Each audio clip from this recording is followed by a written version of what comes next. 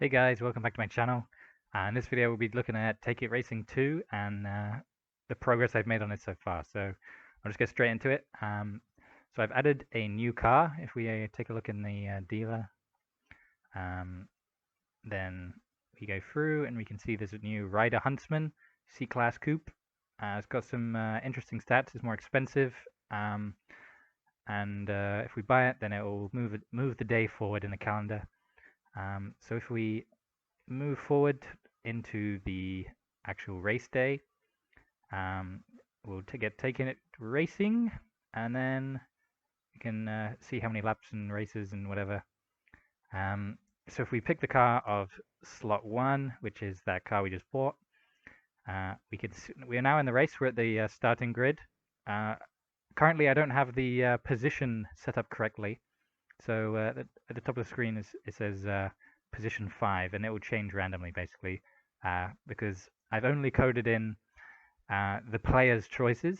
So the player can basically do the race as if they are the only one racing. So they can pit in the pits and regain their fuel.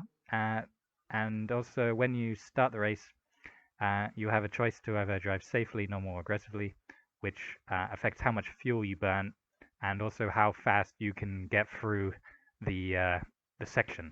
So if you drive aggressively, you should get through the section faster, but it will burn more fuel. And in the full game, it will also increase the chance of crashing.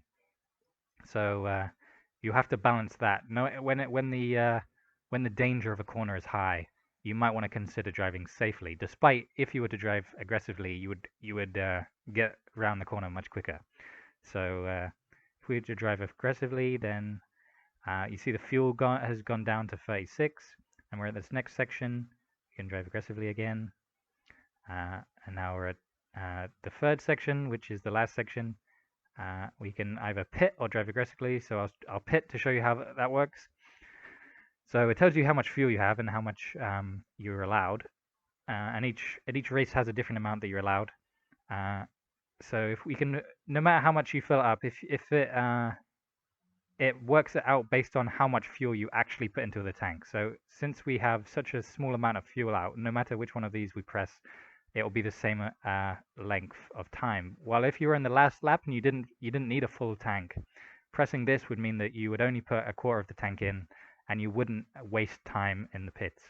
So if we just add a quarter, now the time has increased, but unfortunately the player doesn't see that yet.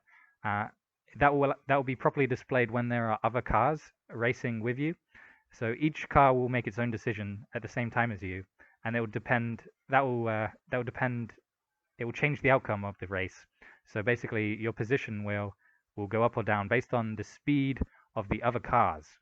So if everybody's faster than you, because you drove safely, then your position will go down. Obviously, if you're really far ahead, then your position won't go down, because your time is the determining factor.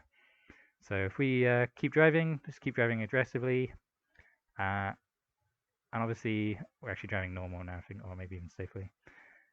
So we can get around the race, the laps go down, and we limp into the pits because we run out of fuel there. So if we now have 0 fuel, there's 1 lap remaining. So let's try half tank. So we now have 20 fuel. Let's drive safe to conserve some fuel. Let's drive safe. So 0 laps left. Come on. You limp to the finish line. So when you limp, it means that you're actually wasting time, because you have no fuel, right? You can't get around the corner or whatever. You can't get around the section very fast. So you will be slower than if you were to drive safely. So you need to make sure that you've got enough fuel to get around. Otherwise, you will end up losing the race. So obviously, we finished with a time of 7. I think that's there are 2 values being used to calculate the time. So I accidentally only am displaying 1, which is fair enough, but obviously I'll fix that in the demo when it's actually released. So I haven't made it so it links up to the next races yet, or moves a day forward. but that's just a simple thing. And then so each race that you do uh, will move you up in the standings, and I haven't done that yet, but that's what I'm planning to do. Uh, so all of this is placeholder for now, but some things like the money and uh, won't change. Um, so yeah, that's where it is so far. You can race your car, you can buy your car, uh, and I'm currently working on the artwork for a second race. There will be 5 races in the demo, and I'm also working on just little bug fixes and stuff, which I'm sure you can see there are in this currently. But I'm now I've got the race in. It's all basically just copy and pasting that around and making sure I've got the artwork for the tracks in, and I balance the stats on the tracks and your car so that the AI don't just obliterate you every time, and it's actually fun.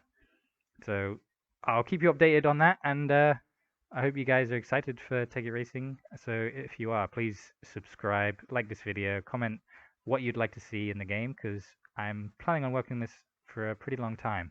I really am enjoying making this, so thank you to everyone.